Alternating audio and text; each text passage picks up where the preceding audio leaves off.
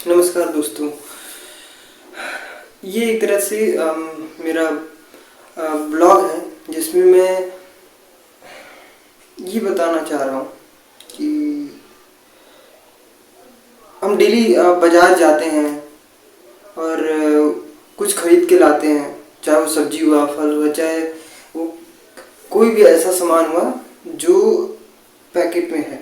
ठीक है। और पैकेट में रहने का भी उसका एक अपना रीज़न होता है कि वो सेफ रहता है, ख़राब नहीं होता बहुत दिनों से तक। लेकिन जो पैकेट हम लाते हैं उससे हम उसको उसमें जो सामान रखा हुआ है हम उसे यूज करते हैं, उसे फेंक देते हैं। और हम यह नहीं देखते हैं कि जो प्लास्टिक हम फेंक रहे हैं, यानी जो उसका पैकेजिंग होता है वो प्लास्टिक से ही होता है। तो हम उसको फेंक देते हैं और यह नहीं केयर करते हैं कि आखिर उसको फेंकने के बाद वो कहाँ जाएगा। या फिर मान लीजिए हम डस्टबिन में ही अपने घर में डालते हैं, तो हम उसमें अपना जो प्लास्टिक का वेस्ट है वो भी डाल देते हैं, और जो ग्रीन वेजिटेबल्स के जो एक तरह से अनयूज्ड पार्ट हैं, जो जैसे छिलका हो गया, ठीक है, वो सब सीड्स हो गए, वो सब हम नहीं यूज़ करते हैं और उसको भी उसी डस्टबिन में डालते हैं। मेनली ज़्यादातर घरों में ऐसा ही देखा गया है और मैं खुद ऐसा ही करता था। लेकिन मैं समझा कि मतलब सभी लोग ऐसा क्यों कहते हैं। हम बहुत जगह होर्डिंग्स पे देखते हैं कि ये बताते हैं कि गीले कचरे को अलग कीजिए और सूखे कचरे को अलग कीजिए। सूखा कचरा यानी कि जो प्लास्टिक्स हो गए, पेपर्स हो गए, ये सब सूखे कचरे हैं। और जो गीला वो होता है जैसे फल का छिलका हो गया, सब्जी का छिलका हो गया, ये सब चीज़ें जो है जो हम नहीं खाते हैं उसको भी हम उसी में डाल देते हैं, एक ही डस्टबिन में। और फिर हम उसको हमारे घर के अगल बगल जो भी जगह खाली रहती है उसमें हम ऐसा मैंने देखा है, तो वहाँ भी लोग डाल देते हैं, ऐसे फेंक देते हैं जहाँ भी खाली जगह रहता है।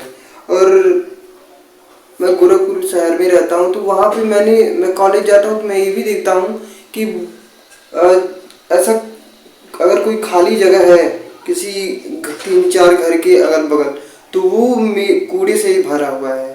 वो ऐसा नहीं हो सकता कि वो साफ ही हो, उस वहाँ पे कूड़ा फेंका, और वो भी उसी में गीला कचरा भी फेंक रहे हैं, उसी में प्लास्टिक्स भी फेंक रहे हैं, उसी में लोग कपड़ा भी लाके भी फेंक दे रहे हैं। और जो मान लीजिए नया घर बनवा रहा है वो भी लाके फेंक दे रहा है। लेकिन वो और उनको सिर्फ अपना घर ही एक तरह से साफ सुथरा चाहिए, और उस जो उनके घर का जो भी कचरा है एक तरह से कह सकते हैं वो लाके बगल में फेंक दे रहे हैं।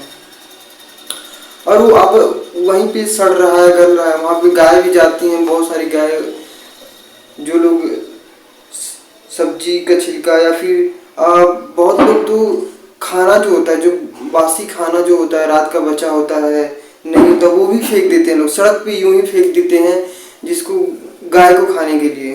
एक जगह बना देना चाहिए कि मतलब वहाँ पे वो लोग गाय अपना खा सके। और बहुत सारे ऐसे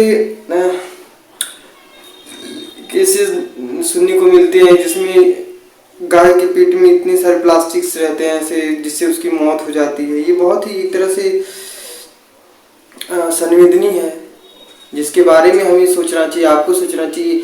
हमें ये गवर्नमेंट पे निर्भर नहीं रहना चाहिए कि हाँ जो भी म्यूनिसिपैलिटीज़ हैं, जो नगर निगम है, वो सभी इस कचरे को साफ करते हैं। मैं खुद देखता हूँ कि लोग ऐसे ही यूं ही प्लास्टिक जाके फेंक देते हैं। और जितना ज़्यादा पैसा खर्च करती है म्यूनिसिपैलिटीज़ वर्कर को रखने में और इन सब चीज़ों को एक तरह के सही करने में, तो हम सिर्फ उसके बावजूद भी साफ सफाई बहुत ही एक तरह से गंदा है यहाँ का, गोरखपुर शहर का, मैं जहाँ रहता हूँ। और इसको देखते हुए मुझे ऐसा लगता है कि कोई म्यूनसिपैलिटीज़ होगी नहीं कर सकती। क्योंकि ऐसा इसलिए मैं कह रहा हूँ क्योंकि ये जो म्यूनसिपैलिटीज़ है गोरखपुर, यहाँ के यहीं पर उत्तर प्रदेश के सीएम श्री योगी आदित्यनाथ जी का एक तरह से निवास स्थान कह सकते हैं। मतलब पहले वो रहते थे यहाँ पे, मंदिर वहाँ पे है, मैं मंदिर में भी गया था, वहाँ पे बहुत साफ सफाई रखा गया है। लेकिन सोचने वाली बात है कि एक जगह बहुत ही साफ है, उसको बहुत ही किया गया है क्योंकि वो एक तरह से धर्म स्थल है और वहाँ पे टूरिस्ट भी आते जाते हैं, सब लोग घूमने जाते हैं, होना भी चाहिए। लेकिन क्या इसका मतलब ये है कि जो जगह पे लोग ज़्यादा जाते हैं, जो धर्मस्थल सिर्फ वही साफ हो? क्या हम अपने पूरे शहर को नहीं साफ कर सकते हैं? क्या हम सिर्फ यह जानते हुए भी कि हाँ हमें गीले कचरे और सूखे कचरे को अलग रखना चाहिए, हम एक ही में रखते हैं, उसको डस्टबिन में नहीं रखते हैं, उसे वैसे यूं फेंक देते हैं जो आपस में सड़ता है। और ये सब बहुत ही बड़ी एक तरह से कह सकते हैं डिजास्टर का एक रीज़न बन सकता है। क्योंकि जो भी ये आपस में सड़ता है, गीला कचरा हो गया या फिर ये जो प्लास्टिक्स हो गया, दोनों एक तरह से बहुत ही एक आपदा का रूप ले सकते हैं।